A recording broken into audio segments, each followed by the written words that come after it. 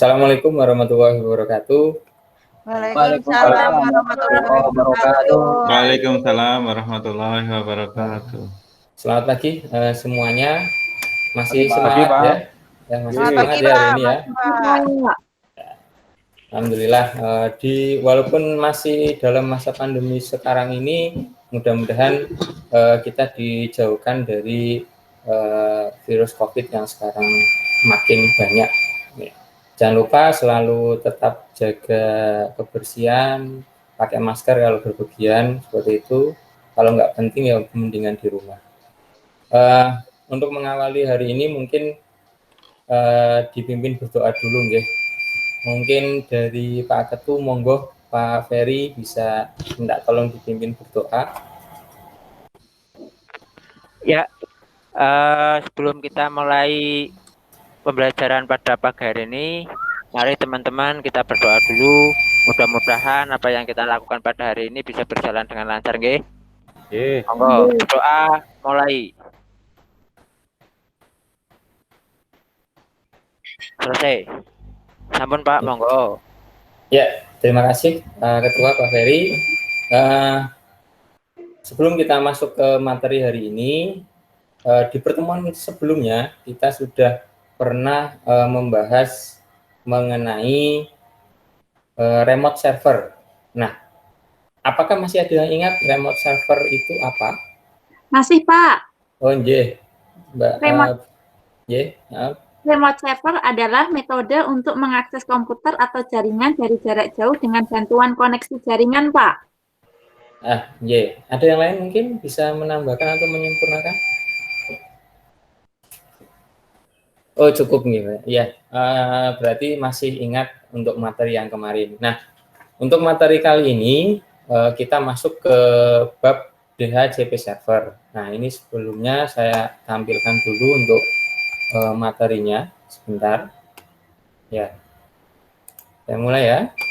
Nah, kali ini kita akan mempelajari tentang DHCP server, di mana harapannya dari kompetensi ini yang akan kita bahas itu yang pertama untuk mengevaluasi DHCP server.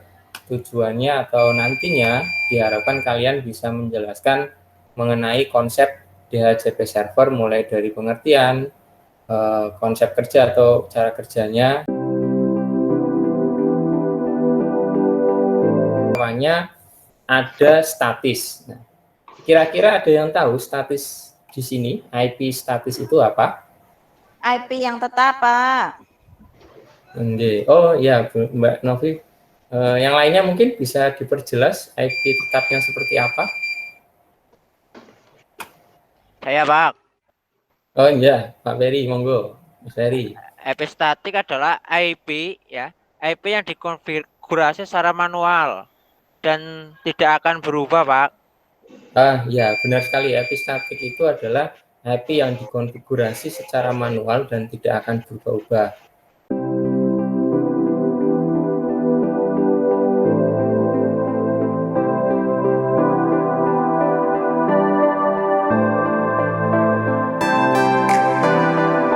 Sampai sini ada yang mau bertanya mungkin sebelum Pak Adi lanjutkan? Saya Pak. Oh iya. Sama perbedaan DHCP server dan DHCP client apa Pak? Oh iya, tadi sudah Pak Adi jelaskan. Mungkin Mbaknya ngantuk ini ya, masih pagi. Jadi yang namanya DHCP server itu adalah yang memberikan IP secara otomatis, ya. Jadi komputer yang bertugas memberikan IP secara otomatis kepada komputer klien itu disebut DHCP server. Sedangkan komputer yang meminta alamat IP itu disebut dengan DHCP klien.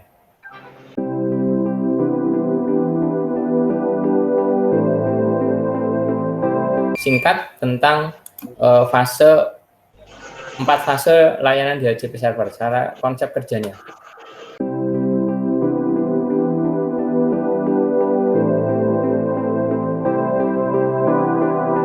Di sini sudah Pak Adi beri untuk diskusi, jadi dari paparan yang Pak Adi sampaikan, presentasi.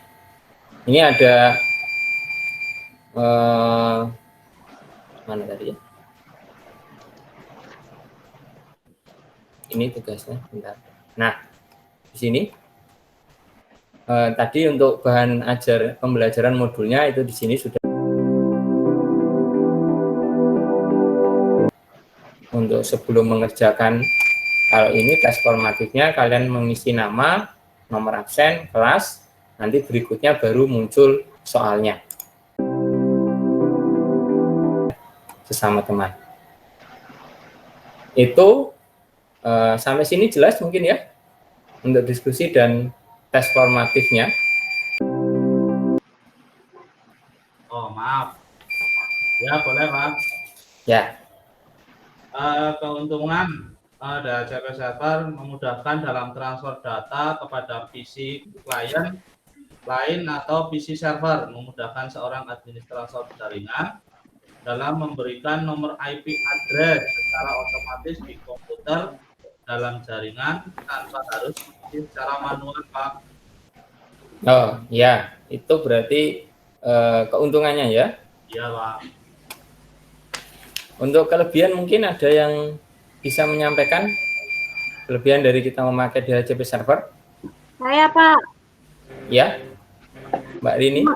Mencegah akan terjadinya IP konflik, menghemat biaya dan waktu pemberian IP, mudah dalam transfer data kepada PC server atau PC klien yang lainnya.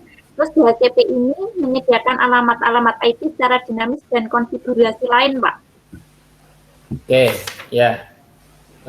Itu kelebihannya. Terus ada lagi? Saya Pak, kekurangannya. Oh iya, Bu Novi. Semua pemberian IP bergantung pada servernya. Maka dari bila server mati, maka semua komputer akan selalu tidak terhubung atau disconnect, Pak. Ya, betul sekali. Jadi kelemahannya ini memang kelemahan yang fatal sekali ya. Jadi ketika otomatisasi IP yang diberikan oleh DHCP server itu tentunya kita harus menjaga DHCP server itu benar-benar selalu nyala kalau dalam jaringan itu. Karena kalau tidak nyala otomatis semua IP yang diberikan ke klien tidak bisa dipakai karena itu tergantung dari DHCP servernya. Ini salah satu kelemahan dari DHCP server.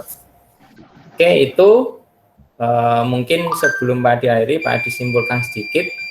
Jadi pembelajaran materi yang sudah kita kerjakan hari ini, yaitu yang pertama DHCP ini merupakan sebuah protokol, DHCP server ini merupakan sebuah protokol client server digunakan untuk memberikan alamat IP kepada klien secara otomatis.